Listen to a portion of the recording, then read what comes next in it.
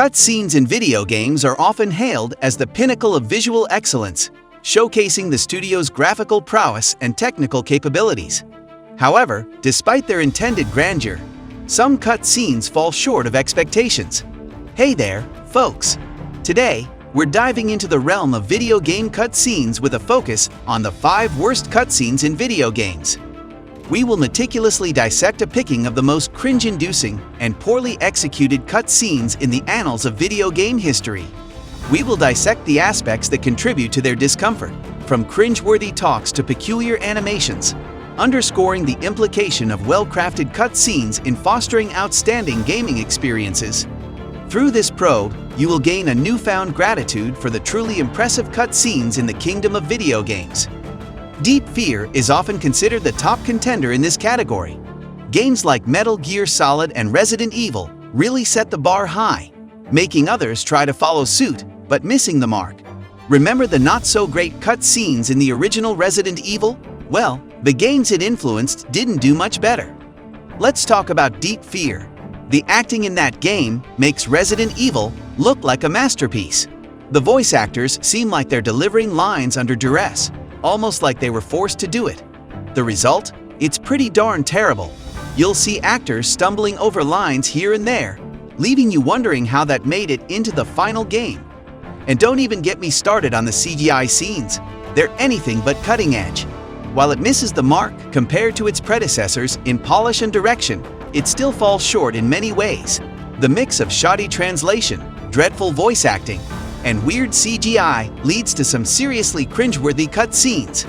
And the number 2 is The Faces of Evil and Wand of Gamelon. The animated cutscenes in those CDI games, especially in the Zelda series, have become famous for being super weird and chaotic. Even though Nintendo officially licensed them, these animations are so odd that they become iconic. Nintendo worked with Philips after the fallout with Sony on the Nintendo PlayStation. As part of the deal, Philips made games with Nintendo characters, like the 2 Zelda titles. But the rushed production led to not-so-great gameplay in Link, The Faces of Evil, and Wand of Gamelon. The animations, though, tell a different story. They're just a constant stream of bizarre, overly smooth, but also janky movements. The characters do these random hand gestures, and the zooming effects are all over the place. They need to stick to the character designs properly, adding to the whole confusion. The animation studio, Animation Magic, teamed up with a Russian studio to create this strange style that, while memorable, kinda missed the mark. Despite the effort put in, the end result was a mix of unintentionally trippy visuals that got attention for all the wrong reasons. Those cutscenes have turned into a joke, representing the weird side of YouTube content. Even though they were ambitious, those animations ended up contributing to the game's failure overall. There's somehow a strange respect for the boldness shown in those bizarre sequences. The Walking Dead: Destinies is the third game we'll start with. A lot of work is usually placed into the cutscenes in games that try to sell themselves on the strength of the narrative, such as the Telltale Walking Dead series. Although they were by no means innovative, the strong content and distinctive artwork truly pulled it off. They were also animated. For whatever reason, if you are unfamiliar with The Walking Dead, now you know. These are static scenes of bizarre character models trapped in time. When there is animation, which there occasionally is, I believe the planets must align. There must be a full moon, and there must be some sort of secret handshake or other requirement.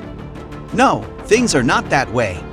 It's just as unusual, though, that you're not kept watching these cutscenes where sound-alikes clumsily try to copy scenes from the Walking Dead TV show instead of being stuck playing one of the most boring, uninspired zombie games I have ever played. It strikes out as such. Like, you only understand what's happening here if I found it. You can't even tell what you're looking at. In the game, it is exactly how every cutscene looks. It feels strange to play something new alongside the all-time greats, even though I could easily put this at the top. The 4th game, Ride to Hell: Retribution, starts off somewhat okay, but then manages to nosedive even further.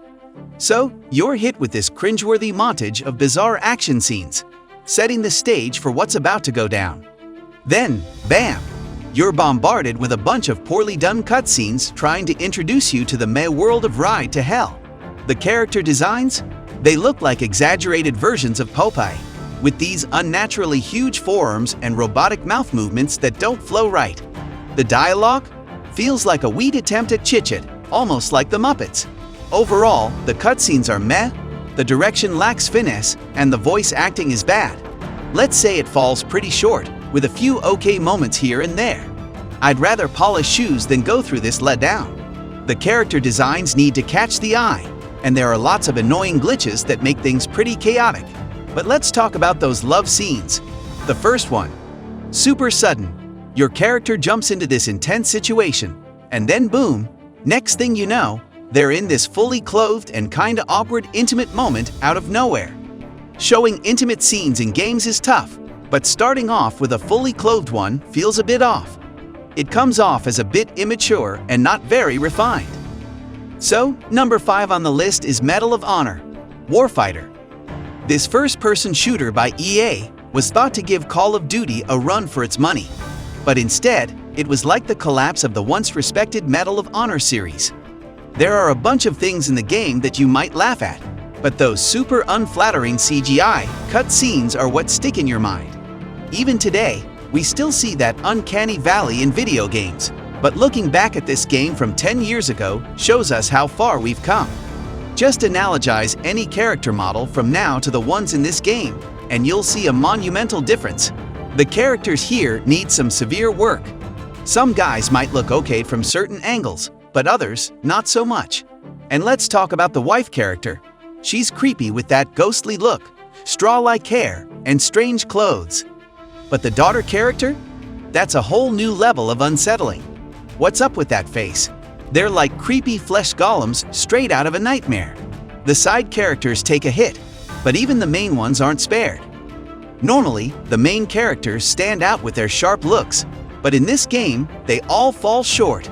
Their destroyed, shiny eyes and strangely connected beards just add to the weird vibe.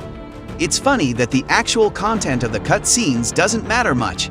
They're mostly about military stuff, but the odd and creepy CGI makes those scenes unforgettable. Just not the kind of thing you'd show at a wedding. And that's all for today.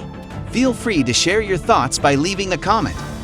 If you enjoyed this video, show your support by hitting the like button. If you haven't subscribed yet, now's a perfect time to do so. Subscribing is the best way to catch new videos first, so hit that subscribe button. Remember to turn on notifications, and as always, we thank you very much for watching this video.